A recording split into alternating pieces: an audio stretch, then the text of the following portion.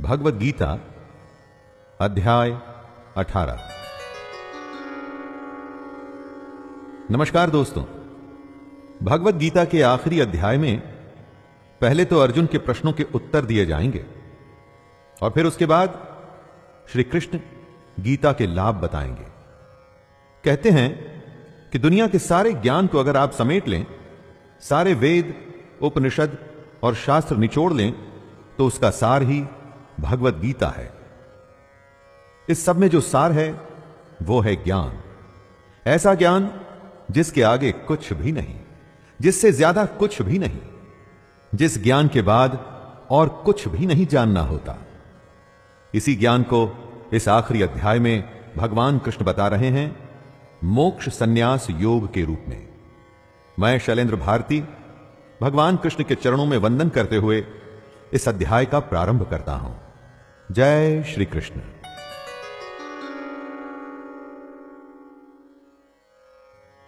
संन्यासस्य महाबाहो तत्त्वम् इच्छामि वेदितुम् त्यागस्य च ऋषिकेश पृथक् केशि निषूदन। अर्जुन कहते हैं, हे महाबाहो, हे अंतर्यामिन, हे वासुदेव, मैं सन्यास और त्याग के तत्व को पृथक पृथक जानना चाहता हूं। सन्यास और त्याग सुनने में एक जैसे लगते हैं, लेकिन अलग है। कैसे अलग हैं, यही अर्जुन जानना चाहता है। युद्ध को लड़ने से मना कर देने के कारण यह श्रृंखला शुरू हुई थी। अर्जुन की दुविधा थी और कृष्ण के हल थे। अर्जुन की दुविधा तो दूर हो रही है, लेकिन उसकी बढ़ती जिज्ञासा में अभी भी प्रश्न बाकी हैं। अर्जुन सन्यास और त्याग के फर्क को अलग अलग करके जानना चाहता है। श्री भगवानुवाच काम्यानां कर्मणान्यासं सन्यासं कवयो विदुः सर्वकर्म फलत्यागं प्राहुस्त्यागं विचक्षणः। कितने ही बुद्धिमान लोग अपने काम करने वाले कर्मों को छोड़ने को, यानी कि सांसारिक जीवन में नौकरी करना, विवाह करना, धन कमाना आदि के त्याग को ही सन्यास समझते हैं। कुछ दूसरे बुद्धिमान लोग सब कर्मों के फल के त्याग को त्याग मानते हैं। कर्मों के फल के त्याग से यहां मतलब हुआ कि इस लोक और परलोक की संपूर्ण कामनाओं का त्याग। बुद्धिमानों में दो मान्यता होती है दोस्तों। एक के अनुसार अपने सांसारिक जीवन को त्याग देना ही सन्यास है, और दूसरी मान्यता कहती है कि अपना सब कुछ करते हुए अपने कर्मों के फल को त्याग देना ही त्याग है। त्याज्यम दोषवदित्येके कर्म प्राहुर्मनीषिणः यज्ञदान तपः कर्म न त्याज्यमिति चापरे। कई बड़े बड़े विद्वान ऐसा मानते हैं कि कर्म खुद ही दोष युक्त है, इसलिए त्यागने के योग्य है। मतलब कोई भी कैसा भी कर्म हो तो उसमें दोष तो होगा ही, इसलिए हर कर्म त्याग देने के ही लायक है। ऐसी हालत में तो फिर सन्यास ही एक उपाय बचता है। जबकि कई दूसरे विद्वान का ऐसा कहना है कि यज्ञ, दान और तप जैसे कर्म त्यागने योग्य नहीं है। यज्ञ, दान और तप से तो परमात्मा का रास्ता खुलता है।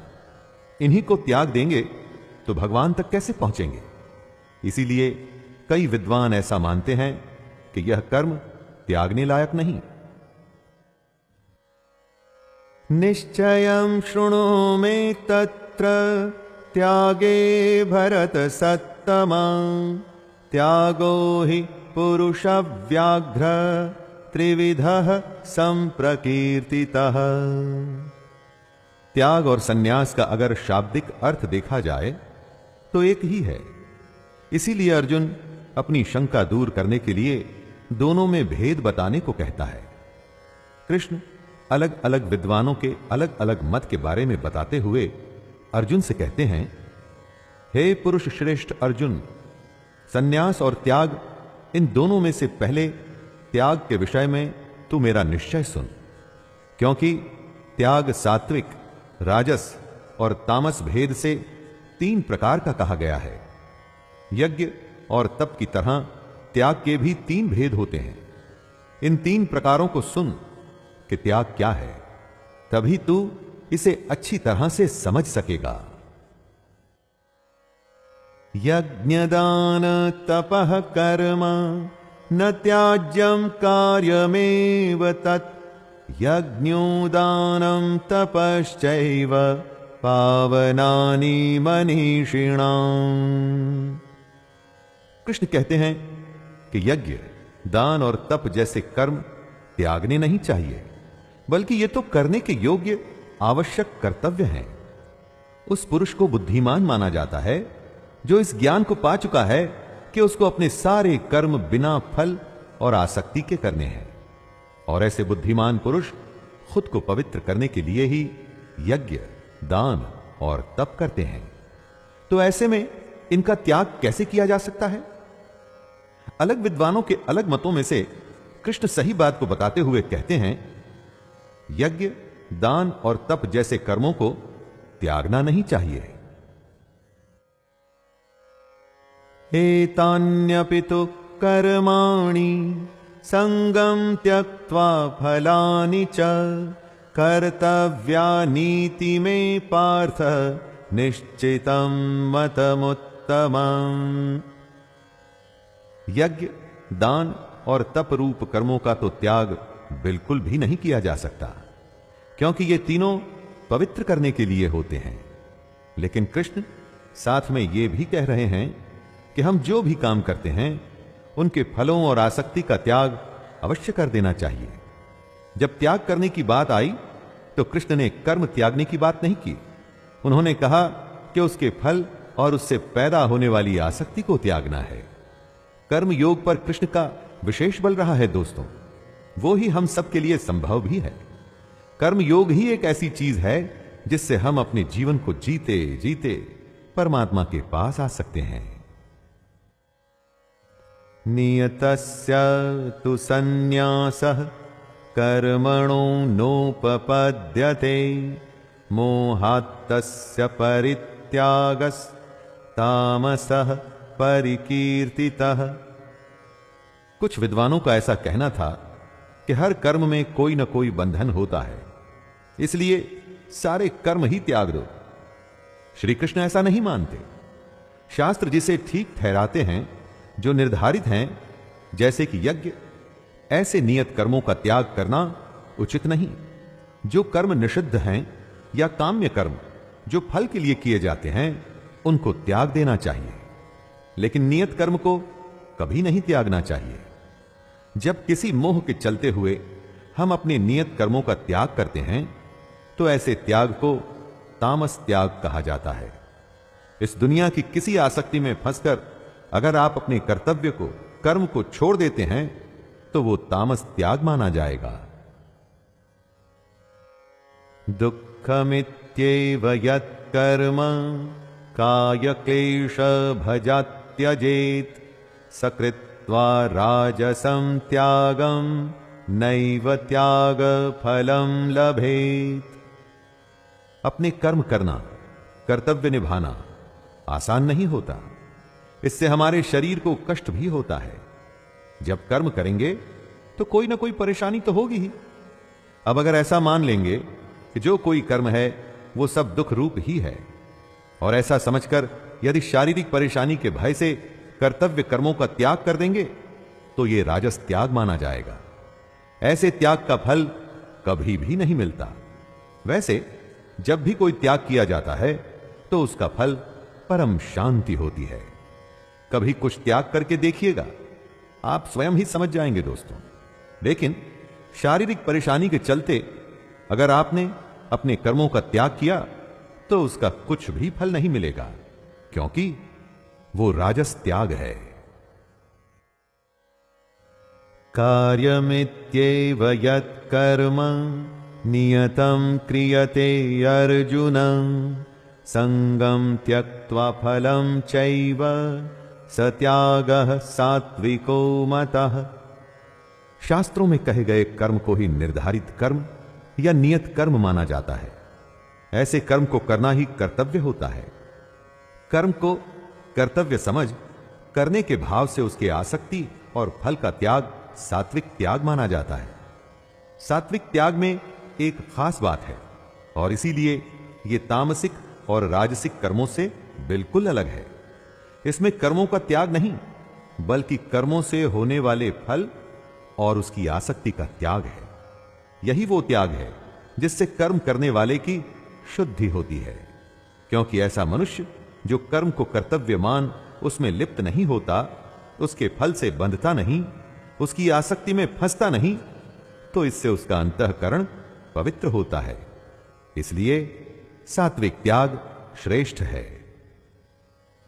न द्वेष्ट्य कुशलम कर्म कुशले नानुषज्जते त्यागी सत्व समाविष्टो मेधावी छिन्न संशयः। दोस्तों, जो कर्म शास्त्र ने ओके कर दिए हैं उन्हें नियत कर्म कहते हैं या फिर कुशल कर्म। लेकिन जो कर्म शास्त्र के विरुद्ध हैं वो कर्म कल्याणकारी नहीं होते। उससे कल्याण यानी कि किसी का भला नहीं होता। ऐसे कर्मों को अकुशल कर्म कहा जाता है। कृष्ण कहते हैं, हे अर्जुन, ऐसा मनुष्य जो अकुशल कर्म से तो द्वेष नहीं करता और कुशल कर्म में आसक्त नहीं होता, वह शुद्ध सत्व गुण से युक्त पुरुष, संशय रहित, बुद्धिमान और सच्चा त्यागी है।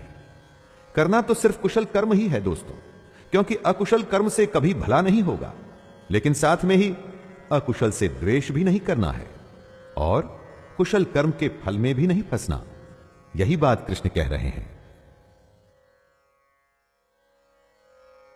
न हि देह भृता शक्यम त्यक्तुम कर्माण्यशेषतः यस्तु कर्म फल त्यागी सत्यागीत्यभिधीयते।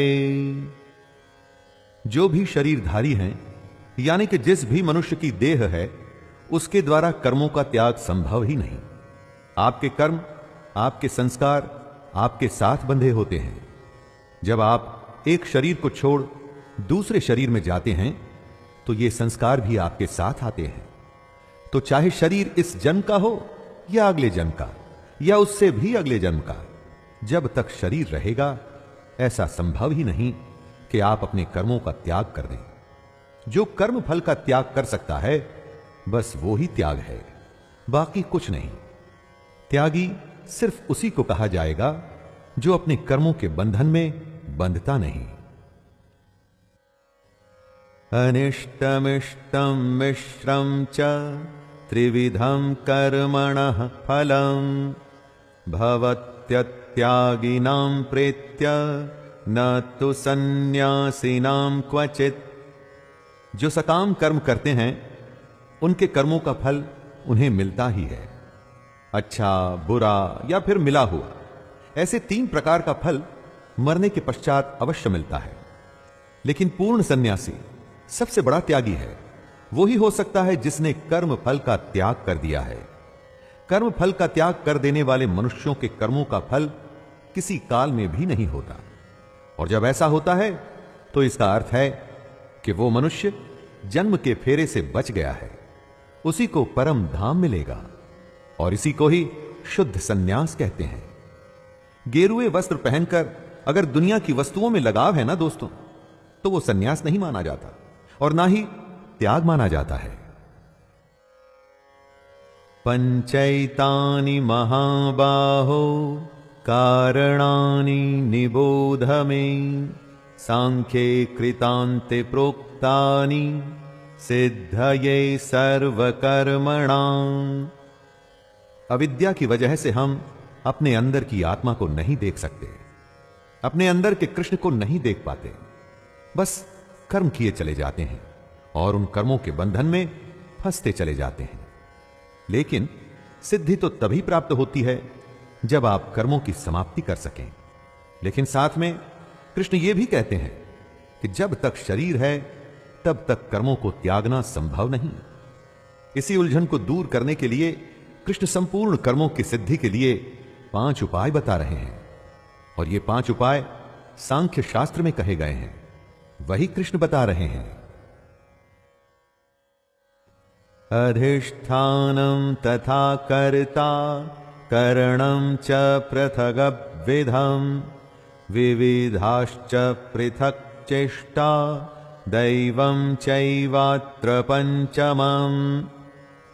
5 उपाय जो सांख्य शास्त्र में कहे गए हैं, उन्हें बताते हुए कृष्ण कहते हैं, पहला है अधिष्ठान, यानी कि करने वाले का शरीर, जहां इच्छा, द्वेष, सुख और ज्ञान की अभिव्यक्ति होती है। दूसरा है कर्ता, मतलब हमारा मन। उसके बाद करण, जिन इंद्रियों और साधनों द्वारा कर्म किए जाते हैं वो। तीसरा है अलग अलग चेष्टाएं, जैसे कि सांस लेना और इस तरह की दूसरी वायु से जुड़ी क्रियाएं या दूसरे काम। चौथा है आधार, यानी कि साधन, जिन इच्छाओं के साथ साधन जुड़ जाते हैं वहां वो काम पूरे हो जाते हैं। और 5वां है दैव। ये 5 वो उपाय हैं जिनसे हम अपने कर्मों की सिद्धि कर सकते हैं। कर्मों की सिद्धि यानी कि अपने कर्मों को शास्त्र अनुसार कर सकते हैं।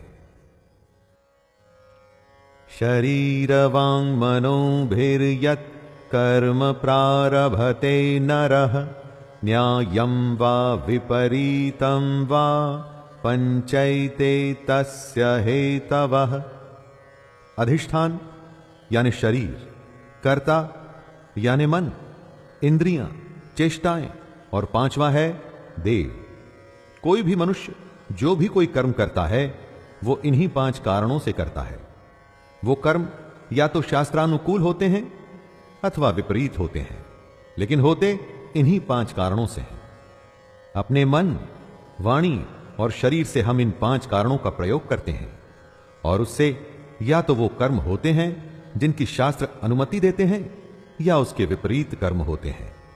अगर आपने अपने कर्मों को सिद्ध करना है दोस्तों, तो यह जानना बहुत जरूरी है कि कर्म कैसे किए जाएं, और यही बात कृष्ण समझा रहे हैं। तत्रैवं सति कर्तारम् आत्मानं केवलं तु यः पश्यत्यकृतबुद्धित्वान् न स पश्यति दुर्मतिः। सारे कर्म 5 कारणों की वजह से होते हैं, लेकिन वो पुरुष जिनमें बुद्धि कम है या ज्ञान ज्यादा है, वो ऐसा मानते हैं कि कर्ता आत्मा है, तो वो गलत समझते हैं। आत्मा तो शुद्ध स्वरूप है, उसे आप कर्ता नहीं मान सकते। जो बार बार जन्म लेता है, अपने कर्मों में फंसा रहता है और हर बार इस दुनिया में आके और भी ज्यादा अज्ञानी हो जाता है, उसे दुर्बुद्धि कहते हैं। ऐसा मनुष्य सब कुछ देखता हुआ भी नहीं देखता, इसीलिए वो आत्मा को कर्ता समझता है। जो करता है भगवान करता है, ऐसा कहने वाले अपने कर्मों से पीछा छुड़ाते हैं। ये ठीक नहीं। आत्मा कर्मों में लिप्त नहीं होती। बताए गए 5 कारणों से ही हमारे कर्म होते हैं। यस्य नाहंकृतो भावो बुद्धिर्यस्य न लिप्यते हत्वापि स इमां लोकान् न हन्ति न निबध्यते। ये सोचना कि सब कुछ हम ही करते हैं, यह गलत है। आप करता नहीं हैं। जिस पुरुष के अंतःकरण में मैं करता हूं ऐसा भाव नहीं आता, वो ही ज्ञानी होता है, बाकी पुरुष नहीं। जिसकी बुद्धि सांसारिक पदार्थों में और कर्मों में लिपायमान नहीं होती, कर्म और उसके पदार्थों में नहीं बंधती, वो पुरुष ज्ञानी होता है। ऐसा ज्ञानी पुरुष वास्तव में न तो मरता है और न पाप से बंधता है, क्योंकि वो जीने मरने से मुक्त हो जाता है। कृष्ण ऐसा कई बार कह चुके हैं। उसी को दोहराते हुए वो समझा रहे हैं कि कर्म करना है, लेकिन उसके फल में इच्छा नहीं रखनी। फल में आसक्ति ही वो बंधन है जिससे सबको छूटना है, और तभी कर्मों की सिद्धि संभव होगी। ज्ञानम ज्ञेयं परिज्ञाता त्रिविधा कर्म चोदना करणं कर्म कर्तेति त्रिविधः कर्म संग्रह। ज्ञाता उसे कहते हैं जिसे ज्ञात होता है, यानी कि जानने वाला। जिसके द्वारा जाना जाए वो ज्ञान कहलाता है, और जिसे जाना जाता है उसे ज्ञेय कहते हैं, यानी कि जानने में आने वाली वस्तु। ज्ञाता, ज्ञान और ज्ञेय ये तीनों कर्म प्रेरणा है, अर्थात इनसे ही कर्म करने की प्रेरणा मिलती है। अब कृष्ण कर्म संग्रह के बारे में बता रहे हैं। कर्म करने वाले का नाम होता है कर्ता। जिन साधनों से कर्म किया जाए उनको कहते हैं करण, और कुछ भी करने का नाम होता है क्रिया। ये तीनों कर्म संग्रह है। ज्ञाता, ज्ञान और ज्ञेय की प्रेरणा से हम कर्म करते हैं। उसके बाद कर्ता, करण और क्रिया से हमारे सारे कर्म इकट्ठे होते हैं। ज्ञानम कर्म च कर्ता च त्रिधैव गुणभेदतः प्रोच्यते गुणसंख्याने यथा वच्चणो तान्यपि सर्वभूतेषु येनैकं भावमव्ययमीक्षते अविभक्तं विभक्तेषु तज्ज्ञानं विद्धि सात्विकम्। जो शास्त्र गुणों की संख्या की बात करते हैं उनमें ज्ञान, कर्म और कर्ता, इन गुणों के तीन तीन प्रकार कहे गए हैं। ये तीनों प्रकार ही अब कृष्ण बता रहे हैं। सबसे पहले ज्ञान के प्रकार बताए जा रहे हैं, और ज्ञान में सबसे पहले है सात्विक ज्ञान, वो ज्ञान जिसके बाद कुछ भी नहीं है। दोस्तों, ये ज्ञान की सबसे परिपक्व, सबसे मैच्योर्ड अवस्था है। सात्विक ज्ञान से गुणों का अंत हो जाता है। कौन से गुण? वो गुण जो हमारे कर्म के कर्ता होते हैं। यही वो ज्ञान जिससे मनुष्य सब में, चाहे वो जीव हो या अजीव, हर किसी में एक अविनाशी परमात्मा को ही देखता है। पृथक्त्वेन तु यज्ञानम नाना भावान् पृथग्विधान् वेत्ति सर्वेषु भूतेषु तज्ज्ञानं विद्धि राजसम्। ज्ञान के अलग अलग प्रकार समझाते हुए कृष्ण राजसिक ज्ञान के बारे में बता रहे हैं। जिस ज्ञान से मनुष्य बाकी सबको अलग अलग देखता है, अर्थात वो अपने को दूसरों से अलग समझता है, क्योंकि उसका शरीर अलग है तो उसकी आत्मा भी अलग है। जो ऐसा सोचता है वो ज्ञान राजसिक है। हम सब में उसी परमात्मा का अंश आत्मा के रूप में विद्यमान है, तो हम सब एक ही हुए। ये अच्छा मनुष्य है और वो बुरा। जब ऐसे ज्ञान से हम दूसरे के बारे में सोचते हैं तो उसे राजस ज्ञान कहा जाता है। यत्तु कृत्स्न वदेकस्मिन् कार्ये सक्तमहैतुकम् अतत्वार्थ वदल्पञ्च तत्तामसमुदाहृतम्। जिस ज्ञान से पुरुष ये समझता है कि जो भी है उसका शरीर है और कुछ भी नहीं, वो सबसे बुरा ज्ञान है।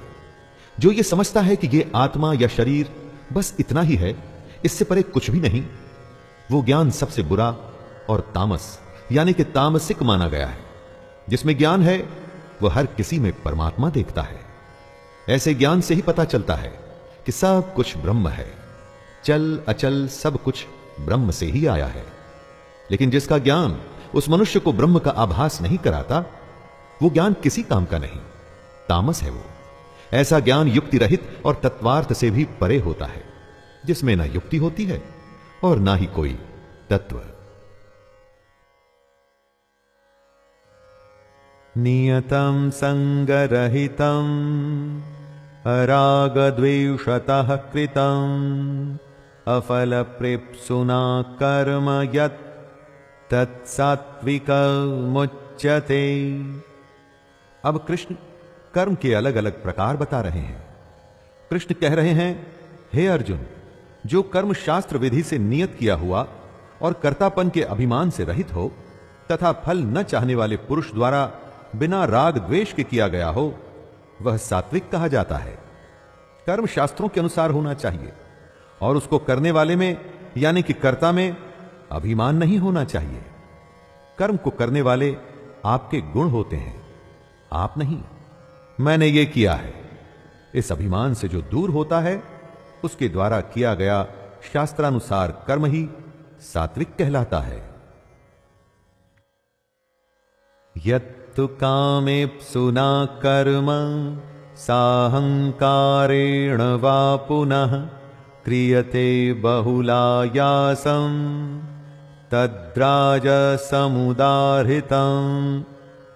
मान लीजिए कि कर्म शास्त्र के अनुसार है, नियत है और निर्धारित भी है, जैसा कि कृष्ण कहते हैं, लेकिन उसके करने वाले में अहंकार है और यह कर्म भोगों की चाह के लिए किया जा रहा है, तो ऐसा कर्म राजसिक माना जाता है। कर्म तो यह पुरुष भी वो ही कर रहा है जो सात्विक कर्म करने वाले ने किया, लेकिन इस कर्म को करने में अहंकार आ गया। करने के पीछे उद्देश्य भोगों की चाह है, फल की इच्छा है, इसीलिए यह कर्म सात्विक नहीं माना जाएगा। चाहे इस कर्म में कितना ही परिश्रम क्यों न किया गया हो, लेकिन उसके बावजूद भी इसको राजसिक ही माना जाएगा। अनुबंधम क्षयम हिंसाम मनवेक्ष च पौरुषम मोहादारभ्यते कर्म यत्तामसमुच्यते। बिना सोचे समझे जो कर्म किया जाता है उसका क्या? जिस कर्म को करते हुए उसके परिणाम के बारे में नहीं सोचा जाता, जिस कर्म में यह नहीं सोचा जाता कि कितनी हिंसा होगी और क्या उस कर्म को करने में कर्ता का सामर्थ्य भी है, ऐसे कर्म को तामसिक कहा जाता है। तामसिक कर्म अज्ञान से शुरू होता है। सोच और समझ का जिन कर्मों में एकदम अभाव होता है वो कर्म तामसिक माना जाता है। तमोगुण से जो कर्म होते हैं वो तामसिक कर्म होते हैं। इसलिए दोस्तों, अगली बार जब आप कुछ भी करें तो पहले सोचिएगा कि आपका कर्म कौन सी श्रेणी में आता है। मुक्त संगो नहं वादी धृत्युत्साह समन्वितः सिद्धय सिद्धयो निर्विकारः कर्ता सात्विक उच्यते। कृष्ण कर्ता के रूपों को समझा रहे हैं। कर्ता यानी कि करने वाला। सबसे पहले सात्विक कर्ता, जो कर्ता संग रहित है अर्थात आसक्ति से रहित है, जो कर्म करते हुए घमंड में बड़ी बड़ी बातें नहीं करता, वो कर्ता जिसमें धैर्य भी है और उत्साह भी। ऐसा कर्ता सात्विक माना जाता है। सात्विक कर्ता काम के पूरा होने पर ना तो खुश होता है और ना ही उदास होता है। ऐसे कर्ता के गुण सात्विक होते हैं दोस्तों, क्योंकि योगी की परिभाषा भी तो यही है ना, न खुश और ना ही दुखी। सात्विक कर्ता बस अपने कर्म को कर्तव्य की तरह करता है, बिना डींगे हाके और बिना खुश और दुखी हुए। रागी कर्म फल प्रेप्सुर लुब्धो हिंसात्मको शुचिः हर्ष शोकान्वितः कर्ता राजसः परिकीर्तितः। जिस कर्ता में आसक्ति है यानी कि मोह है और वो कर्म करते हुए उसके फल को चाहता है, वो राजसिक कर्ता माना जाता है। राजसिक कर्ता की पहचान होती है उसका लोभ। वो सब कुछ लालच में आके करता है। दूसरों को कष्ट देने में उसे परेशानी नहीं होती, जो न अंदर से ही शुद्ध होता है और ना ही बाहर से। जो बहुत ज्यादा खुश होता है या बहुत ज्यादा दुख में रहता है वो राजसिक कहलाता है। जब मोह में आके किसी लालच यानी कि कर्म के फल के लिए कर्म किया जाता है, जहां दूसरे की परेशानी को न सोच के बस अपना काम निकाला जाता है, तो या तो खुशी होती है या दुख, और ऐसा करने वाले को ही राजसिक कर्ता कहा जाता है। आयुक्तः प्राकृतः स्तब्धः शठो नैष्कृतिकोलसः विषादी दीर्घसूत्री च कर्ता तामस उच्यते। अब कृष्ण समझा रहे हैं तामसिक कर्ता को। जैसा कि नाम से समझ में आता है, तामसिक कर्ता यानी कि नाश करने वाला। जो मनुष्य काम के लिए अयुक्त है, मतलब कि ठीक नहीं है, जिसमें शिक्षा की कमी है, जो घमंडी और धूर्त है, वो ही तामसिक कर्ता माना जाता है। तामसिक कर्ता दूसरों की जीविका यानी लाइवलीहुड का नाश करने वाला होता है दोस्तों। ऐसा कर्ता शोक करने वाला, एक नंबर का आलसी और दीर्घ सूत्री होता है। दीर्घ सूत्री उसे कहते हैं जो आज की बात को कल पे टालता है और बस टालता ही जाता है। खुद को देखिए, अपने लोगों को और दोस्तों को देखिए और सोचिए कि आप कौन से कर्ता हैं। बुद्धिर्भेदं धृतेश्चैव गुणतस्त्रिविधं शृणु प्रोच्यमानमशेषेण पृथकत्वेन धनंजय। ज्ञान, कर्म और कर्ता के भेद बताने के बाद अब कृष्ण बुद्धि और धृति के गुणों के अनुसार उनके 3 प्रकार के भेद बता रहे हैं। हमारे चित्त में बुद्धि भी होती है और धृति भी। बुद्धि तो आप जानते ही हैं, जिससे कि आप लोग सोचते हैं, समझ को ग्रहण करते हैं, और धृति यानी कि धारण करने की शक्ति, खुद को रोकने की शक्ति। बुद्धि और धृति में बड़ा गहरा संबंध है। जब आप खुद को रोक सकेंगे, अपने पर नियंत्रण कर सकेंगे, तभी तो बुद्धि को कोई विचार अच्छा लगेगा।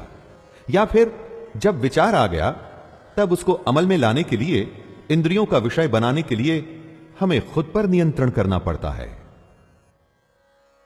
प्रवृत्तिम च निवृत्तिम च कार्याकार्ये भयाभये बंधं मोक्षं च या वेति बुद्धि सा पार्थ सात्विकी।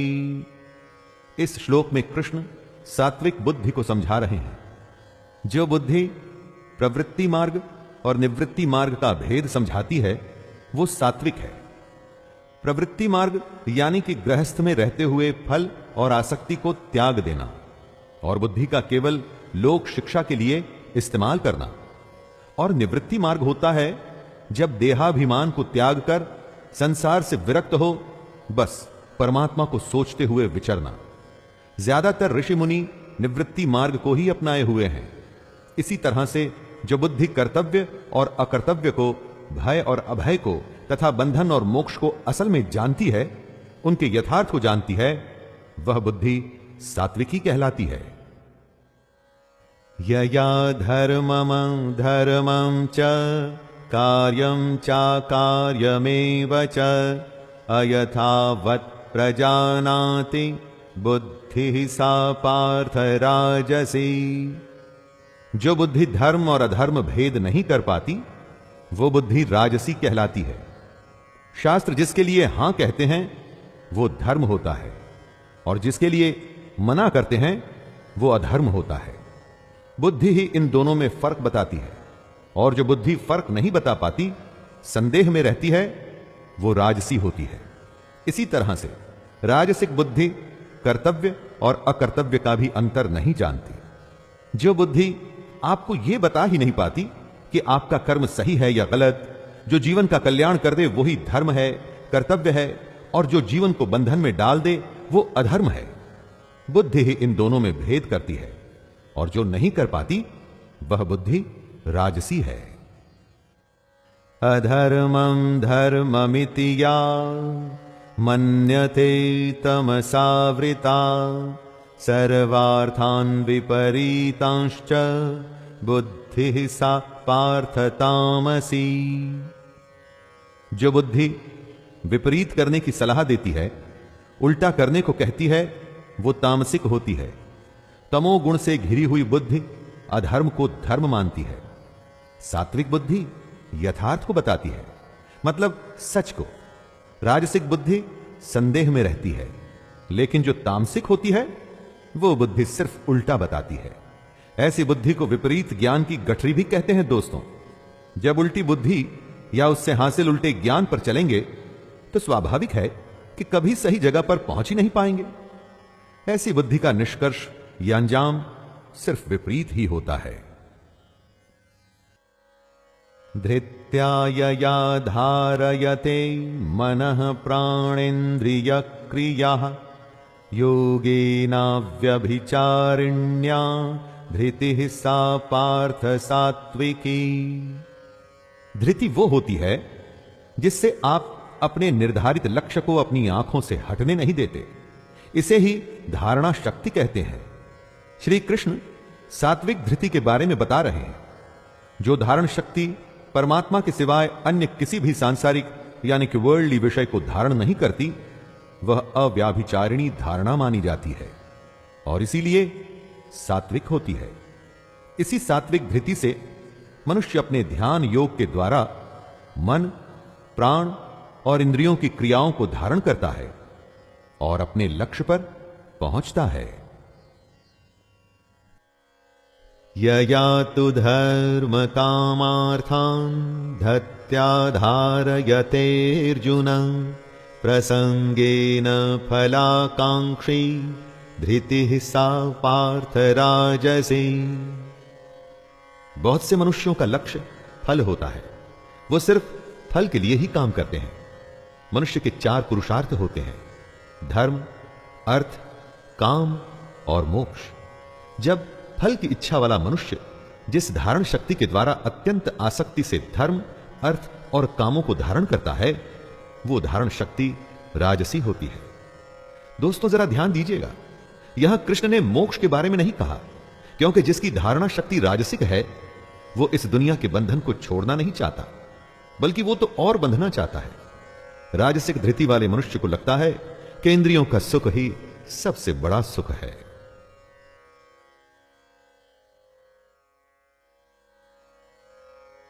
यया स्वप्नं भयं शोकं विषादं मदमेव च न विमुञ्चति दुर्मेधा धृतिः सा पार्थ तामसी। कितने ही लोग होते हैं जिन्हें हम बुरा मानते हैं दोस्तों। दुष्ट, विलन, अलग अलग नामों से बुलाते हैं उनको। उनके बारे में कृष्ण कहते हैं, हे पार्थ, दुष्ट बुद्धि वाला मनुष्य जिस धारण शक्ति के द्वारा निद्रा, भय, चिंता और दुख को तथा उन्मत्तता को भी नहीं छोड़ता, अर्थात धारण किए रहता है, वह धारण शक्ति तामसी है। अब समझिए दोस्तों कि क्यों कोई दुष्ट अपनी दुष्टता छोड़ता नहीं, क्योंकि उसकी धारणा शक्ति ही तामसिक है। नींद, शक, चिंता और पागलपन को जो धारण किए रहता है, जो इनके अधीन है, वो भला अपनी दुष्टता को कैसे छोड़ेगा। सुखम त्विदानीं त्रिविधं शृणु मे भरतर्षभ अभ्यासाद्रमते यत्र दुःखान्तं च निगच्छति यत्तदग्रे विषमिव परिणामे मृतोपमम् तत्सुखं सात्विकं प्रोक्तम् आत्मबुद्धि प्रसादजम्। दोस्तों इन 2 श्लोक में कृष्ण सुख को डिफाइन कर रहे हैं, उसके प्रकार बता रहे हैं। जब हम छोटे थे तो क्या पढ़ने में हमारा मन लगता था? नहीं। लेकिन बड़े होकर अब जब उसी पढ़ाई से हम अपना जीवन चलाते हैं, तब जाके उस पढ़ाई का मोल समझ में आता है। उसी तरह से सांसारिक विषय में फंसे हुए पुरुष को परमात्मा के भजन, उसका ध्यान, सेवा आदि का अभ्यास शुरू शुरू में अच्छा नहीं लगता, विष लगता है, पढ़ाई करते हुए बच्चे की तरह। लेकिन बाद में यही भगवान का भजन, उसका ध्यान अमृत हो जाता है। जब उस परमात्मा की प्राप्ति होती है, जिस सुख में साधक दुखों के अंत को प्राप्त हो जाता है, जो सुखों दुखों का अंत कर देता है, ऐसा सुख जो आरंभ काल में यद्यपि विष के तुल्य प्रतीत होता है, परंतु परिणाम में अमृत के तुल्य है, वह सुख सात्विक होता है। विषयेन्द्रिय संयोग्याद् दत्तदग्रे मृतोपमम् परिणामे विषमिव तत्सुखम राजसं स्मृतम्। जो सुख पहले विष लगे और बाद में अमृत, और जो दुखों का अंत करे, वो सात्विक होता है। और जो सुख विषय और इंद्रियों के संयोग से हो, यानी कि हमारी दुनिया के सारे सुख, वो राजसिक होते हैं। इन सुखों की पहचान है कि पहले पहले तो ये अमृत के जैसे लगते हैं, बड़ा आनंद आता है जब आप धन कमाते हैं, नाम कमाते हैं, फिर उस धन और नाम के लिए काम करते हैं। लेकिन बाद में ये अमृत विष बन जाता है जब अर्जित किए हुए बल, वीर्य, बुद्धि, धन, उत्साह और परलोक का नाश होता है। विषय और इंद्रियों के संयोग से होने वाले सुख के परिणाम को विष के तुल्य कहा गया है। इसीलिए यह सुख राजस कहा गया है। यदग्रे चानुबंधे च सुखम मोहनमात्मनः निद्रालस्य प्रमादोत्थम तत्तामसमुदाहृतम्। निद्रा, आलस्य और प्रमाद में कई मनुष्यों को बड़ा सुख मिलता है, बहुत आनंद आता है, और शुरू में ही नहीं अंत तक वो इस सुख को ही सब कुछ मानते हैं। ऐसा सुख तामसिक होता है, जो सुख भोग काल में तथा परिणाम में भी आत्मा को मोहित करने वाला है। ऐसा निद्रा, आलस्य और प्रमाद से उत्पन्न सुख तामस कहा गया है। आलस तमोगुण का धर्म है। आलसी मनुष्य बस टालता है, कभी कुछ करता नहीं, और इसी में उसे सुख मिलता है। ऐसे पुरुष इतने आलसी होते हैं कि सोचने की भी कोशिश नहीं करते, उसमें भी उन्हें आलस आता है, और इसी में उन्हें सुख भी मिलता है। इस तरह का सुख है तो विष, लेकिन शुरू और अंत में अमृत लगता है, और उसी को तामसिक कहते हैं। न तदस्ति पृथिव्यां वा दिवि देवेषु वा पुनः सत्वं प्रकृतिजैर्मुक्तं यदेभिः स्यात् त्रिभिर्गुणैः। सत, रज और तम, इन तीन गुणों में सब समाया है।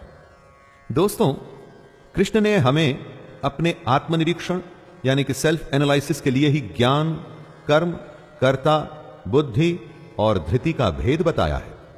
अपने काम, अपनी समझ, अपने मन के बारे में सोच के हम ये जान सकते हैं कि ये तीनों में से कौन सी श्रेणी में आते हैं। कृष्ण कहते हैं कि पृथ्वी में या आकाश में अथवा देवताओं में ऐसा कोई भी प्राणी नहीं जो प्रकृति से उत्पन्न इन तीन गुणों से रहित हो। सब कुछ इन तीन गुणों से ही परिभाषित होता है।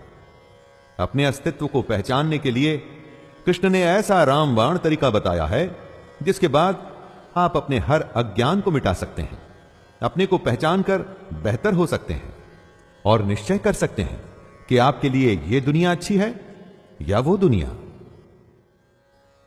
ब्राह्मण क्षत्रिय विषाम् शूद्राणां च परन्तप कर्माणि प्रविभक्तानि स्वभाव प्रभवैर्गुणैः।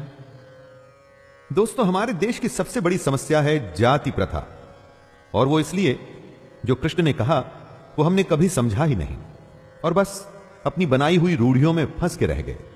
अब जरा ध्यान से सुनिए कि कृष्ण क्या कह रहे हैं। हे परंतप, ब्राह्मण, क्षत्रिय और वैश्यों के तथा शूद्रों के कर्म स्वभाव से उत्पन्न गुणों द्वारा विभक्त किए गए हैं। आपका जो स्वभाव है उससे आपका कर्म होगा, जैसा आपका कर्म होगा वैसी आपकी जाति होगी। जिस परिवार में आप पैदा हुए हैं उस परिवार का नाम आपकी जाति डिसाइड नहीं करता दोस्तों, आपके गुण ये फैसला करते हैं कि आप क्या हैं। इसीलिए गुण के आधार पर कर्म के 4 विभाग बांटे गए हैं।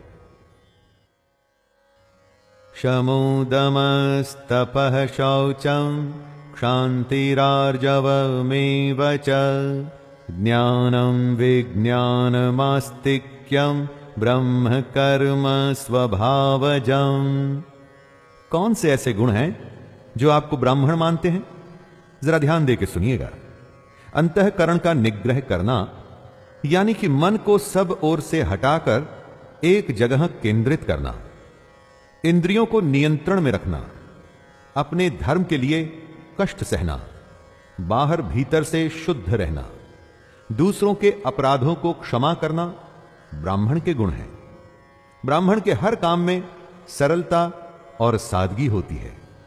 मन, इंद्रिय और शरीर को सरल रखना, वेद, शास्त्र, ईश्वर और परलोक आदि में श्रद्धा रखना, वेद शास्त्रों का अध्ययन अध्यापन करना और परमात्मा के तत्व का अनुभव करना, ये सब के सभी ब्राह्मण के स्वाभाविक कर्म हैं।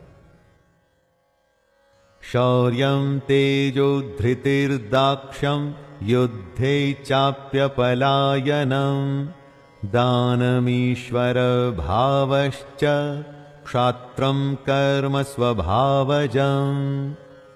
अब जानिए कि क्षत्रिय के क्या गुण होते हैं। सबसे पहला गुण है शूरवीरता। जो शूरवीर नहीं है, जो युद्ध में वीरता से लड़ने को तैयार ही नहीं, उसे आप कैसे क्षत्रिय मानेंगे? शूरवीर होने के अलावा क्षत्रिय में तेज होना चाहिए, धैर्य होना चाहिए। अगर संयम नहीं होगा तो आप युद्ध में ज्यादा समय टिक नहीं पाएंगे। क्षत्रिय को चतुर भी होना पड़ेगा।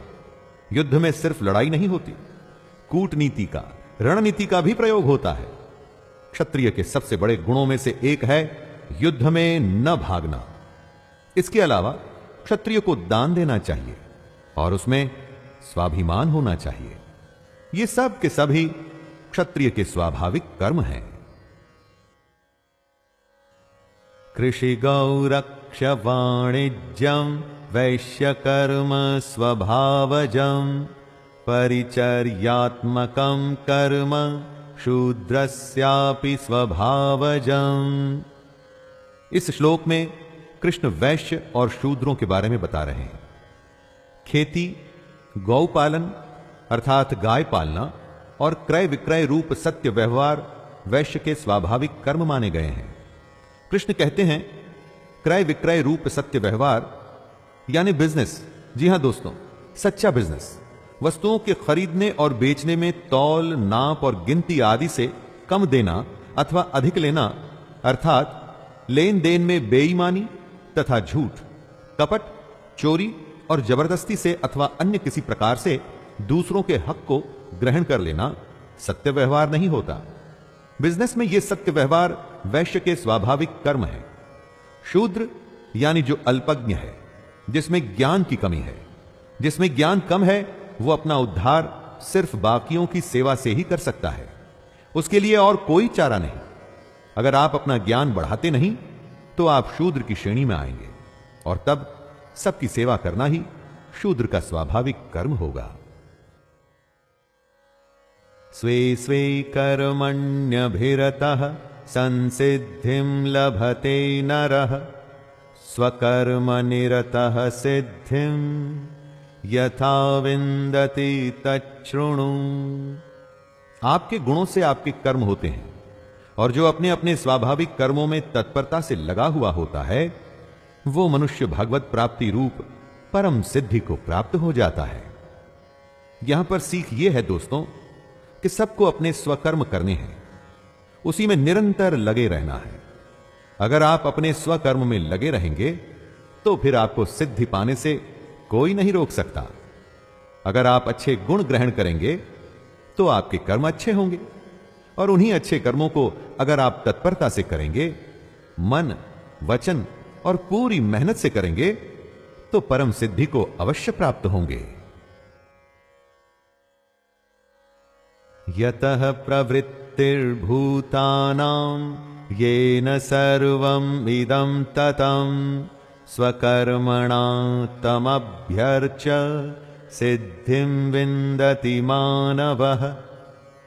कृष्ण ये बता चुके हैं कि आपके गुणों के आधार पर आपके स्वाभाविक कर्म होते हैं और अगर अपने इन कर्मों का आप पालन करते हैं तो सिद्धि को प्राप्त होते हैं।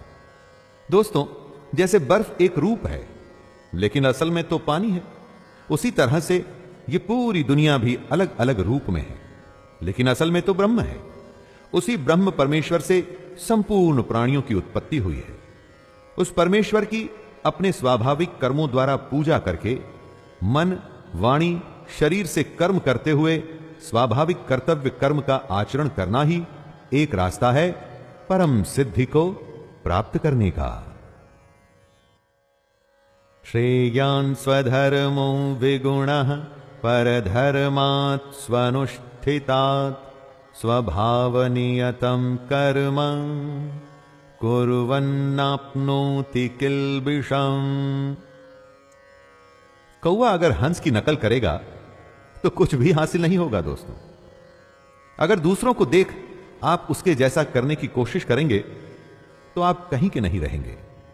आपको अपना कर्म करना है, अपना धर्म निभाना है। अच्छे प्रकार से आचरण करते हुए दूसरे के धर्म से अपना धर्म श्रेष्ठ है। जो अपना धर्म निभाता है वो मनुष्य पाप को कभी प्राप्त नहीं होता। आप जानते हैं आप दूसरे की नकल कब करते हैं? जब आपको ईर्ष्या होती है, तभी आप दूसरे के जैसा होना चाहते हैं। परंतु मित्रों, ऐसा करके कभी सिद्धि नहीं मिलती। हर हालत में अपना धर्म और अपना कर्म करते रहना है। सहजं कर्म कौन्तेय सदोषमपि न त्यजेत सर्वारंभा हि दोषेण धूमेनाग्निरिवावृताः। अगर आग होती है तो धुआं भी होता है। उसी तरह से अगर कर्म है तो उसमें भी दोष तो होगा ही।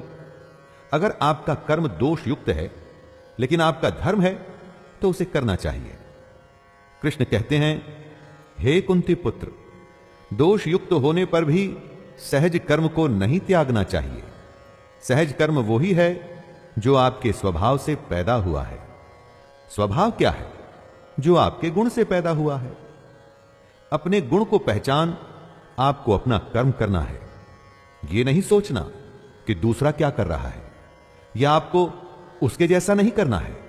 सिर्फ अपना निज धर्म, निज कर्म करना है, और वो भी पूरी सच्चाई से।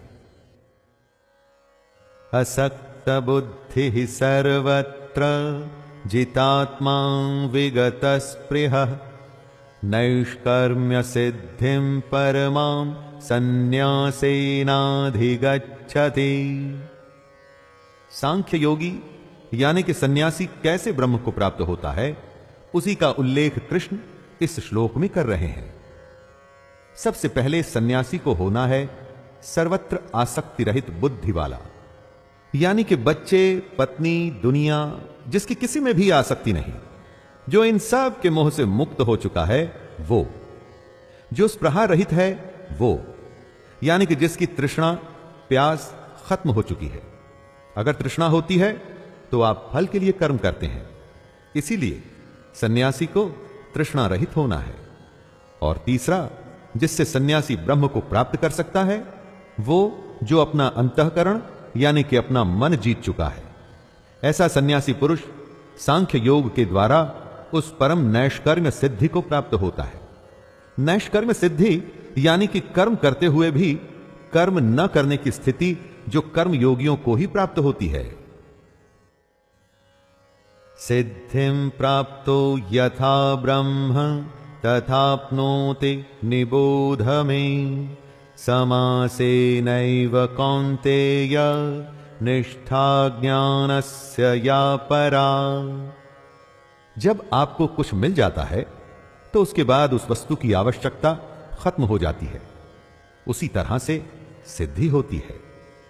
जब आप सिद्धि पा लेते हैं तो उसके बाद आपके लिए कुछ भी प्राप्त करने के लिए रह नहीं जाता। मतलब जब आप अपने मन पर जीत पा लेंगे, अपनी इंद्रियों को वश में करके अपनी कामना और अपने मोह को खत्म कर लेंगे, तो फिर आप सिद्ध की श्रेणी में आएंगे दोस्तों। यही योग है, और जो ज्ञान योग से प्राप्त होता है वो सबसे बड़ा ज्ञान है। सांख्य योगी यानी कि सन्यासी के लिए सबसे बड़ी सिद्धि है नैष्कर्म्य सिद्धि। इस सिद्धि के बाद वो मनुष्य ब्रह्म को प्राप्त होता है। बुद्ध्या विशुद्धया युक्तो धृत्यात्मानं नियम्य च शब्दादीन् विषयान् त्यक्त्वा रागद्वेषौ व्युदस्य च विविक्तसेवी लघ्वाशी यत् वाक्कायमानस ध्यानयोगपरो नित्यं वैराग्यं समुपाश्रितः अहंकारं बलं दर्पं कामं क्रोधं परिग्रहं विमुच्य निर्ममः शान्तो ब्रह्म भूयाय कल्पते। एक सन्यासी के लिए नैष्कर्म्य सिद्धि से ब्रह्म को प्राप्त करने की विधि क्या है, यही कृष्ण समझा रहे हैं। कर्मयोगी तो निष्काम कर्मयोग की स्थिति से ब्रह्म को प्राप्त हो जाता है, लेकिन सन्यासी जिसने सब कुछ त्याग दिया, उसका क्या? उस सन्यासी की बुद्धि विशेष रूप से शुद्ध होनी चाहिए, यानी कि वो बुद्धि जो सात्विक ज्ञान देती है। उसको हल्का, सात्विक और नियमित भोजन करने वाला होना चाहिए। सन्यासी जिसे एकांत पसंद है, जिसकी धारण शक्ति सात्विक है, वो सन्यासी जिसने अपना अंतःकरण और इंद्रियों को संयम में किया हुआ है, जिसने अपनी मन, वाणी और शरीर को वश में किया हुआ है, जिसने ऐसा वैराग्य या सन्यास ले रखा है कि न किसी से मोह है और न किसी से द्वेष, जिसने अपने अहंकार, बल, घमंड, काम और क्रोध का त्याग किया हुआ है और जो निरंतर ध्यान करता है, ऐसा ममता रहित सन्यासी ही शांति युक्त होता है और सच्चिदानंद घन ब्रह्म को प्राप्त होता है। ब्रह्म भूतः प्रसन्नात्मा न शोचति न कांक्षति समः सर्वेषु भूतेषु मद्भक्तिं लभते पराम्। वो सांख्य योगी जो वैराग्य और सन्यास की सबसे बड़ी सिद्धि पा लेता है, वो उस ब्रह्म में ही केंद्रित रहता है। उसके ध्यान से वो कभी विचलित नहीं होता। ऐसा प्रसन्न मन वाला योगी न तो किसी के लिए शोक करता है और न किसी की आकांक्षा ही करता है। दोस्तों, सांख्य योगी की सबसे बड़ी भक्ति क्या होती है? सबसे बड़ी भक्ति को कृष्ण पराभक्ति कहते हैं, और पराभक्ति के बारे में बताते हुए कहते हैं कि वो भक्ति जिसमें तत्व ज्ञान की पराकाष्ठा होती है, यानी कि जिसको जानने के बाद और कुछ जानना बाकी नहीं रहता। इसी पराभक्ति को ज्ञान की परानिष्ठा, परम नैष्कर्म्य सिद्धि और परम सिद्धि कहा जाता है। भक्त्या मामभिजानाति यावान्यश्चास्मि तत्त्वतः ततो मां तत्त्वतो ज्ञात्वा विशते तदनंतरम। पराभक्ति वो होती है जिसके बाद कुछ बाकी नहीं रह जाता। इस पराभक्ति का परिणाम होता है ज्ञान की पराकाष्ठा। कृष्ण कहते हैं कि यही वो पराभक्ति है जिसके द्वारा योगी मुझ परमात्मा को प्राप्त करता है। सांख्य योगी वो ही है जो अपनी भक्ति से कृष्ण जो हैं और जितना है उनको वैसे ही जान लेता है। कृष्ण के सत्य स्वरूप को जानना ही सबसे बड़ी भक्ति है। दोस्तों, कृष्ण को ठीक वैसा का वैसा तत्व से जान लेना ही भक्ति का परिणाम है। और जब योगी अपनी भक्ति से कृष्ण के तत्व को जान लेता है तो वो तत्काल ही कृष्ण में प्रविष्ट हो जाता है। सर्वकर्माण्यपि सदा कुर्वाणो मद्व्यपाश्रयः मत्प्रसादादवाप्नोति शाश्वतं पदमव्ययम्। सांख्य योगी के लिए पराभक्ति से परमात्मा को प्राप्त करने का रास्ता बताने के बाद कृष्ण कह रहे हैं कि कर्मयोगी कैसे उनको प्राप्त करता है। कर्मयोगी का रास्ता आसान है, क्योंकि वो कृष्ण को अपने मन में रख के अपने सारे कर्मों को करता हुआ भी ब्रह्म को प्राप्त कर लेता है। जिस तरह से सांख्य योगी की पराभक्ति, उसकी ज्ञान निष्ठा उसको परम पद पर लेके जाती है, उसी तरह कर्मयोगी का निष्काम कर्म भी उसको उसी गंतव्य पर लाता है। वो कर्मयोगी जिसका एक ही आश्रय है कृष्ण, ऐसा कर्मयोगी कृष्ण की कृपा से सनातन अविनाशी परम पद को प्राप्त हो जाता है। चेतसा सर्वकर्माणि मयि सन्न्यास्य मत्परः बुद्धियोगमुपाश्रित्य मच्चित्तः सततं भव। कर्मयोगी कैसे परम सिद्धि को प्राप्त होता है, उसी को दोहराते हुए कृष्ण बताते हैं कि कर्मयोगी को अपने सारे कर्मों को सच्चे मन से कृष्ण को अर्पण कर देने चाहिए। अपने कर्मों को कृष्ण को अर्पण करने के बाद उसको समबुद्धि रूप से योग में लग जाना चाहिए। योग वही है जो दुखों का अंत करता है। ऐसे योग में निरंतर अभ्यास करते हुए उस कर्म योगी के चित्त में सिर्फ कृष्ण ही होने चाहिए। कर्म जो किया वो कृष्ण को अर्पण किया, योग जो किया उसमें भी चित्त में कृष्ण ही हो। ऐसी स्थिति में आपकी पूरी जिम्मेदारी कृष्ण की हो जाती है। उसके बाद आप कृष्ण के और वो आपके।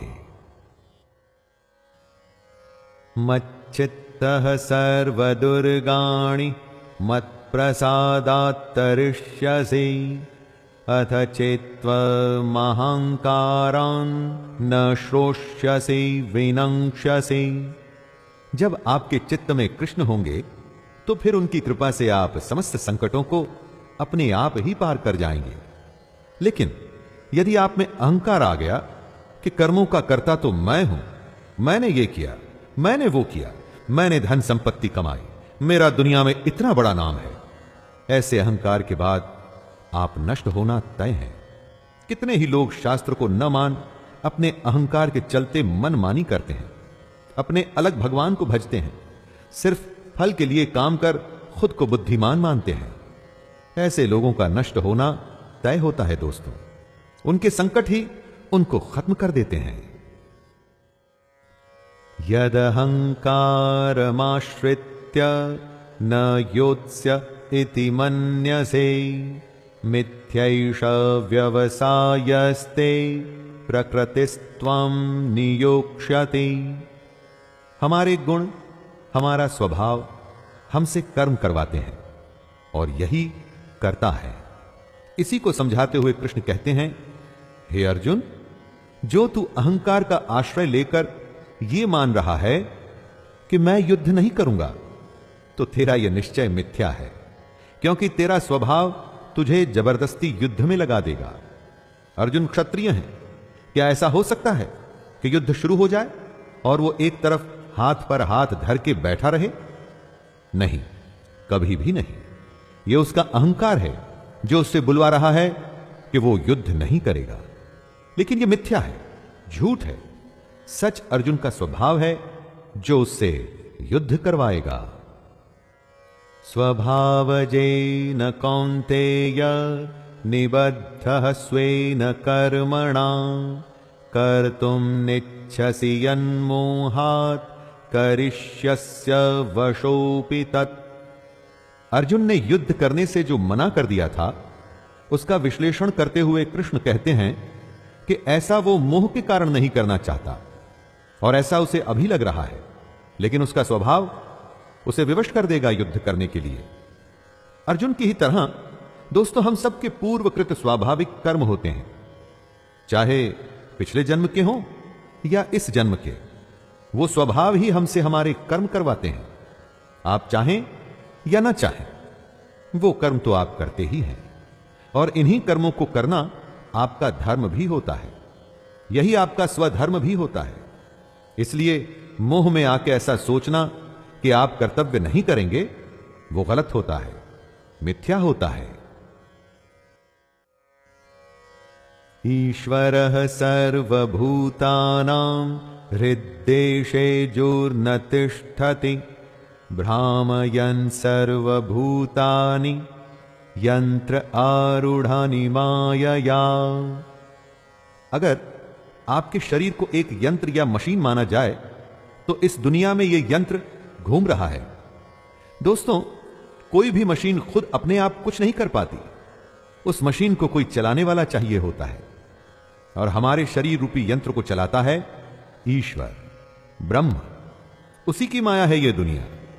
हमारे कर्मों के अनुसार इस दुनिया में हमारा शरीर काम करता है, जिसका नियंत्रण उसी के हाथ में है, जो ब्रह्म है, परमात्मा है। और हमारे शरीर में वो आत्मा है। अपने हृदय में स्थित इसी ब्रह्म को पहचानना ही तो सारा खेल है दोस्तों। जब तक आप नहीं पहचानते, इस माया का प्रपंच चलता ही रहता है, चलता ही रहता है, चलता ही रहता है।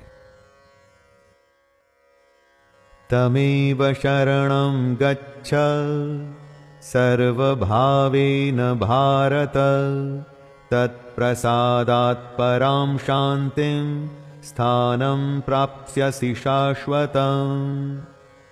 कृष्ण कहते हैं कि सब भावों को भूल के हमें अपने अंदर स्थित परमेश्वर के आश्रय में जाना चाहिए। सब भाव जैसे कि लज्जा, भय, मान, बड़ाई और आसक्ति, न डर, न घमंड, न लगाव, इस तरह के सारे भावों को त्याग कर हम उस ब्रह्म की शरण में जा सकते हैं। परमेश्वर के आश्रय में जाने का मतलब है कि उसके सर्वस्व को समझना, पूरी श्रद्धा से और प्रेम से उस भगवान के गुण, प्रभाव और स्वरूप का चिंतन करना, उसकी आज्ञा के अनुसार अपने कर्तव्य कर्मों का निस्वार्थ भाव से करते हुए उसी को अर्पण कर देना। यही तरीका है परम शांति और परम धाम पाने का। इति ते ज्ञानमाख्यातं गुह्याद् गुह्यतरं मया विमृश्यैतदशेषेण यथेच्छसि तथा कुरु। हे अर्जुन, इस प्रकार ये गोपनीय से भी अति गोपनीय ज्ञान मैंने तुमसे कह दिया। अब तू इस रहस्य युक्त ज्ञान को पूर्णतया भली भांति विचार कर, जैसे चाहता है वैसे ही कर। दोस्तों, कृष्ण सारथी हैं, मार्गदर्शक हैं, गुरु हैं। और क्या करता है गुरु? वो अपने शिष्य को सब कुछ सिखा उसे परीक्षा में, युद्ध में भेज देता है। उसके बाद वो शिष्य होता है और गुरु का दिया हुआ ज्ञान, और साथ ही साथ शिष्य का अपना अभ्यास। यही तो यहां कृष्ण भी कर रहे हैं। सारा ज्ञान देने के बाद वो अर्जुन को कह रहे हैं कि अब तुझे जो करना है वो तू कर। लेकिन सबसे खास बात, जो ज्ञान उन्होंने अर्जुन को दिया है वो अत्यंत ही गोपनीय है। इस ज्ञान के बारे में कृष्ण के अलावा कोई नहीं जानता था दोस्तों। अब अर्जुन जानते हैं, और उसके साथ साथ हम भी। सर्वगुह्यतमं भूतः शृणु मे परमं वचः इष्टोऽसि मे दृढ़मिति ततो वक्ष्यामि ते हितं मन्मनां भव मद्भक्तो मद्याजी मां नमस्कुरु मामे वैष्यसि सत्यं ते प्रतिजाने प्रियोऽसि मे। कृष्ण का रहस्य केवल कृष्ण ही जानते थे, लेकिन अर्जुन उनका अतिशय प्रिय था। अर्जुन उन्हें बेहद पसंद था, इसलिए कृष्ण उसका भला चाहते थे। उसके भले के लिए ही सबसे बड़े रहस्य को वो उसे बता रहे हैं और कह रहे हैं कि इसे ध्यान से सुन। कृष्ण कहते हैं, हे अर्जुन, तू मुझ में मन वाला हो, मेरा भक्त बन, मेरा पूजन करने वाला हो और मुझको प्रणाम कर। ऐसा करने से तू मुझको ही प्राप्त होगा। ये मैं तुझसे सत्य प्रतिज्ञा करता हूं, क्योंकि तू मेरा अत्यंत प्रिय है। दोस्तों, अर्जुन कृष्ण का अत्यंत प्रिय था। यह तो महाभारत की बात थी, लेकिन आज वो हर मनुष्य जो कृष्ण में, उनकी गीता में विश्वास रख उनके कहे अनुसार उनकी बातों पर चलने को तैयार है, वो भी कृष्ण को अत्यंत प्रिय है। इसीलिए वो कह रहे हैं कि अपने मन को उनमें लगाना है, उनका भक्त बनना है, उन्हीं की पूजा करनी है और उन्हीं को प्रणाम करते हुए उनके कहे हुए कर्मों को करना है। सर्वधर्मान् परित्यज्य मामेकं शरणं व्रज अहं त्वा सर्वपापेभ्यो मोक्षयिष्यामि मा शुचः। अपना अहंकार, अपने होने का भाव, अपना अस्तित्व सब कुछ भूलकर बस अपने को कृष्ण की शरण में डाल देना है। ऐसा ही कृष्ण कहते हैं। अपने धर्मों को, यानी कि अपने संपूर्ण कर्तव्य कर्मों को कृष्ण को सौंपकर सिर्फ उस सर्वशक्तिमान, सर्वाधार परमेश्वर की ही शरण में जाना है। कृष्ण कहते हैं, हे अर्जुन, मैं तुझे संपूर्ण पापों से मुक्त कर दूंगा, तू शोक मत कर। दोस्तों, जब आप कृष्ण की शरण में चले गए, यानी कि उनके कहे अनुसार चलने लगे, तो फिर आपके शोक आपके न होकर कृष्ण के हो जाते हैं। उनका यही कहना है कि वो हर शोक को दूर कर देंगे। इदं ते नातपस्काय न भक्ताय कदाचन न चाशु श्रूषवे वाच्यम न च माम योऽभ्यसूयते। बिना मांगे सलाह देना समझदारी नहीं होती दोस्तों। ऐसा ही कुछ कृष्ण भी अर्जुन से कह रहे हैं। वे कहते हैं कि तुझे ये गीता रूप रहस्यमय उपदेश किसी भी काल में तप रहित मनुष्य से नहीं कहना चाहिए। न उसे कहना चाहिए जिसमें भक्ति नहीं, उसे भी नहीं कहना चाहिए जिसमें सुनने की इच्छा नहीं है, और जो मुझ में दोष दृष्टि रखता है उससे तो कभी भी मत कहना। जो श्री कृष्ण के स्वरूप से इनकार करे उसे क्या कृष्ण की महिमा बता के फायदा होगा? जो कृष्ण को नहीं मानता उसे क्या गीता सुना के फायदा होगा? बिल्कुल भी नहीं। इसलिए ऐसे लोगों से गीता या गीता के ज्ञान की बात नहीं करनी चाहिए जो इसका सम्मान न कर सके, जिनमें समझ ना हो और जो ये सुनना ही न चाहते हो, उनसे भगवत गीता के बारे में बात करनी ही नहीं चाहिए। यैमं परमं गुह्यं मद्भक्तेष्वभिधास्यति भक्तिं मयि परां कृत्वा मामे वैश्यत्य संशयः। कृष्ण कहते हैं कि जो उनके स्वरूप से इनकार करता है उसे गीता नहीं सुनानी चाहिए। जिसमें भक्ति नहीं उसको गीता का ज्ञान देना व्यर्थ है। लेकिन साथ में कृष्ण ये भी कहते हैं कि जो पुरुष मुझ में परम प्रेम करके इस परम रहस्य युक्त गीता शास्त्र को मेरे भक्तों में कहेगा वह मुझको ही प्राप्त होगा। इसमें कोई संदेह नहीं है। यहां कहेगा से सिर्फ यह मतलब नहीं कि आप गीता पाठ करेंगे। दोस्तों, यहां कहेगा से यह मतलब है कि जो ज्ञान बांटेगा तो खुद भी वो उसी ज्ञान पर चलेगा, और जो कृष्ण के बताए ज्ञान पर चलेगा तो स्वाभाविक ही है कि एक दिन वो कृष्ण को ही प्राप्त हो जाएगा। न च तस्मान् मनुष्येषु कश्चिन्मे प्रियकृत्तमः भविता न च मे तस्मादन्यः प्रियतरो भुवि। कृष्ण ने अर्जुन को अपना सबसे प्रिय बताया, और वो इसलिए क्योंकि कृष्ण जानते थे कि अर्जुन उनका सबसे बड़ा भक्त है। सबसे बड़ा भक्त इसलिए नहीं कि अर्जुन उनकी भक्ति करता था, इसलिए कि वो कृष्ण को अपना गुरु मान उनकी हर कही बात पर चलता था। ऐसा कृष्ण हर किसी के लिए कह रहे हैं दोस्तों। जो भी सच्चे भाव से गीता का प्रचार करेगा वो कृष्ण को सबसे अधिक प्रिय है। जो भी गीता की कही बात पर चलकर औरों को ज्ञान और कर्म के पथ पर बढ़ाएगा उससे अधिक कृष्ण को पूरे पृथ्वी भर में कोई भी प्रिय नहीं, और भविष्य में भी ऐसे भक्त से अधिक प्रिय कृष्ण को कोई नहीं होगा। अध्येष्यते च य इमं धर्म्यं संवादमावयोः ज्ञानयज्ञेन तेनाहम् इष्टः स्यामिति मे मतिः।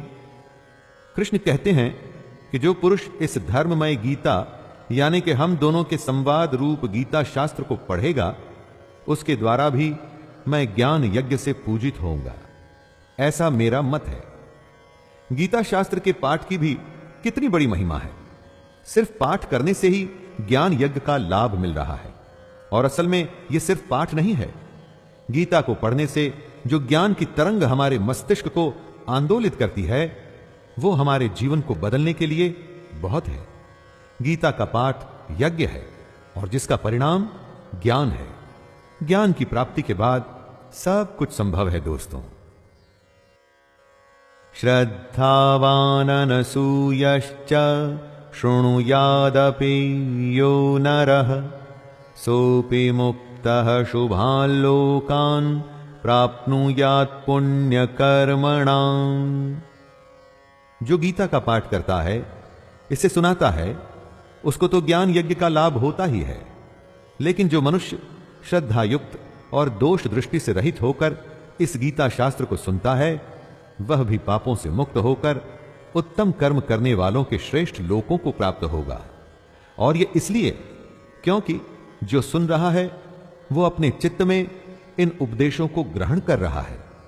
जो किसी कारण गीता की कही बातों पर चलने में असमर्थ है, अगर वो इसको सुनता भी है तो भी कृष्ण को ही प्राप्त होता है। यहां पर सबसे बड़ी बात है गीता के ज्ञान को अपने अंदर समाहित करना। वो कर्म करके हो, सन्यास से हो या हरि गीता सुन के हो, हर हालात में कृष्ण आपके साथ ही हैं। कच्चिदेतच्छ्रुतं पार्थ त्वयैकाग्रेण चेतसा कच्चिदज्ञानसम्मोहः प्रनष्टस्ते धनञ्जय। अर्जुन उवाच नष्टो मोहः स्मृतिर्लब्धा त्वप्रसादान्मयाच्युत स्थितोऽस्मि गतसन्देहः करिष्ये वचनं तव। सबसे बड़े ज्ञान, सबसे गोपनीय ज्ञान, जिसको आज तक किसी ने नहीं सुना था, ऐसे ज्ञान को बांटने के बाद कृष्ण अर्जुन से पूछते हैं, हे पार्थ, क्या इस गीता शास्त्र को तूने एकाग्र चित्त से श्रवण किया? हे धनंजय, क्या तेरा अज्ञान जनित मोह नष्ट हुआ? और इसी का उत्तर देते हुए अर्जुन कहते हैं, हे अच्युत, आपकी कृपा से मेरा मोह नष्ट हो गया और मैंने स्मृति प्राप्त कर ली है। अब मैं संशय रहित होकर स्थिर हूं, अतः आपकी आज्ञा का पालन करूंगा। दोस्तों, हमारे भारत की परंपरा थी स्मृति, यानी कि अपनी याद से ज्ञान आगे बांटा जाता था। इसीलिए अर्जुन कह रहे हैं कि उन्हें स्मृति प्राप्त हुई। इस स्मृति से, ज्ञान से उनका मोह नष्ट हुआ। इसी मोह के चलते अर्जुन ने अपने शस्त्र रख दिए थे और युद्ध करने से मना कर दिया था। लेकिन अब ज्ञान की प्राप्ति के बाद वो युद्ध करने को तैयार हैं। दर्पण पर से धूल हट गई है। अब यथार्थ सच्चाई स्पष्ट है और अर्जुन युद्ध के लिए तैयार हैं। संजय उवाच इत्यहं वासुदेवस्य पार्थस्य च महात्मनः संवादमिमं श्रौषम् अद्भुतं रोमहर्षणं व्यासप्रसादाच्छ्रुतवानि तद्गुह्यमहं परं योगं योगेश्वरात् कृष्णात् साक्षात् कथयतः स्वयं। संजय अपनी दिव्य दृष्टि से ये आंखों देखा हाल धृतराष्ट्र को सुना रहे थे। संजय कहते हैं, इस प्रकार मैंने श्री वासुदेव के और महात्मा अर्जुन के इस अद्भुत रहस्य युक्त रोमांचकारक संवाद को सुना। श्री व्यास जी की कृपा से दिव्य दृष्टि पाकर मैंने इस परम गोपनीय योग को अर्जुन के प्रति कहते हुए स्वयं योगेश्वर भगवान श्री कृष्ण से प्रत्यक्ष सुना, जो परम गोपनीय था। अब वो संजय की वजह से हम सब जान पाए। दोस्तों सोचिए, अगर संजय ये सब देख और सुन नहीं पाते तो क्या कभी गीता का ज्ञान हमें मिलता? संजय कृष्ण को योगेश्वर कह रहे हैं, वो भी उनका असली स्वरूप जान चुके हैं। योगेश्वर यानी कि जो स्वयं योगी हो और दूसरों को भी योग प्रदान करने की शक्ति रखता हो। राजन् संस्मृत्य संस्मृत्य संवादमिममद्भुतं केशवार्जुनयोः पुण्यं हृष्यामि च मुहुर्मुहुः तच्च संस्मृत्य संस्मृत्य रूपमत्यद्भुतं हरेः विस्मयो मे महान् राजन् हृष्यामि च पुनः पुनः। संजय धृतराष्ट्र से कहते हैं, हे राजन, भगवान श्री कृष्ण और अर्जुन के इस रहस्य युक्त कल्याणकारक और अद्भुत संवाद को पुनः पुनः स्मरण करके मैं बार बार हर्षित हो रहा हूं। जो संजय सुन चुके थे, अब वो हमेशा के लिए उनके साथ था। एक तरह से उनके लिए विश्वास करना मुश्किल हो रहा था कि इतना बड़ा रहस्य, दुनिया का सबसे बड़ा ज्ञान उन्होंने स्वयं सुना। इसी बात को बार बार सोचकर वो खुश हो रहे हैं। दोस्तों आप ही सोचिए, जिसने अभी अभी योग का सबसे बड़ा ज्ञान स्वयं कृष्ण से सुना हो, उसकी खुशी आखिर कैसे रुकेगी? संजय के चित्त में महान आश्चर्य है। यही वजह है उनके बार बार हर्षित होने की। एक बार आप भी गीता के ज्ञान को अर्जित करने की कोशिश करिए। मुझे पूर्ण विश्वास है कि आप भी हर्ष से भर जाएंगे। यत्र योगेश्वरः कृष्णो यत्र पार्थो धनुर्धरः तत्र शिर्विजयो भूतिर्ध्रुवा नीतिर्मतिर्मम। गीता के इस कृष्ण अर्जुन संवाद को खत्म करते हुए संजय कहते हैं, हे राजन, जहां योगेश्वर भगवान श्री कृष्ण हैं और जहां गांडीव धनुषधारी अर्जुन है, वहीं पर श्री, विजय, विभूति और अचल नीति है, ऐसा मेरा मत है। संजय कह रहे हैं कि जहां भी कृष्ण होंगे और उनके साथ अर्जुन होंगे, वहां पर सम्मान, नीति और जीत का होना निश्चित है। दोस्तों, कहने का अर्थ है कि जहां कृष्ण का ज्ञान और अर्जुन की भक्ति होगी, जहां कृष्ण हमारे सारथी होंगे और हम अर्जुन के जैसे उनको मानने वाले होंगे, तो वहां हमारा सम्मान और हमारी विजय निश्चित है। तो दोस्तों, इस अंतिम श्लोक के साथ वो संवाद खत्म होता है जिससे बड़ा संवाद कहीं भी दुनिया में कभी नहीं हुआ। ज्ञान का ऐसा महासागर कभी भी ऐसे सिमट के नहीं आया है, और ऐसा ज्ञान जिससे बड़ा कुछ भी नहीं, जिसके बाद कुछ भी नहीं। और यह ज्ञान है कि ध्यान हमारा धनुष है, इंद्रियों की दृढ़ता गांडीव है और ध्यान करने वाला अर्जुन है। यानी कि हम सब अर्जुन हैं। अपनी इच्छा शक्ति से गांडीव की तरह हमें अपने मन, अपनी इंद्रियों को नियंत्रण में रख अपने ध्यान को अपने कर्म पर केंद्रित करना है। हमें कर्म योगी बनना है और किसी भी युद्ध से मुंह न मोड़ते हुए उसे अपना कर्तव्य मान युद्ध करते रहना है।